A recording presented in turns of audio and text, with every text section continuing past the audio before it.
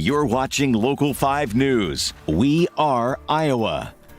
On the eve of December, we are entering the weakest time of the year for home sales, but homes are still selling like hotcakes, or are they?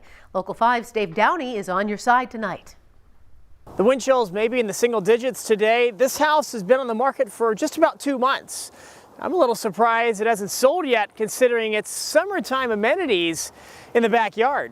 Properties are sitting on the market much longer than they were backtrack a year ago. Properties were flying off the market. 30-year interest rates up more than double from a year ago is the likely culprit.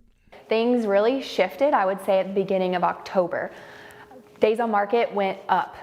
Properties are starting to sell under asking. Buyer power, I think, is back a little bit. But now as a buyer, you're asked to pay a bigger chunk to the bank, and as a seller, times are tougher, except Des Moines is a great market for both ends of the seesaw.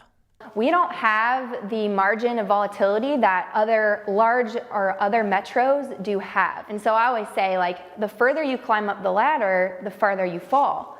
And so we don't have those large, drastic shifts that other markets do because we don't have the supply, the demand, the horsepower, nor the population to compare. First-time home buyers will likely be hit the most. It's going to become more expensive for them to afford a house. And it's not likely that the housing prices are going to decrease sufficiently to make up for the cost increase in the mortgage rates. Even with the jump in rates, they're still at or below the 50-year average dating back to the 70s. Historically, interest rates are relatively low yet. The last time interest rates were close to 7% was, I think, 2004, 2005. We'll have to wait and see if the Fed decides to raise interest rates even more from their 6.9% national average right now.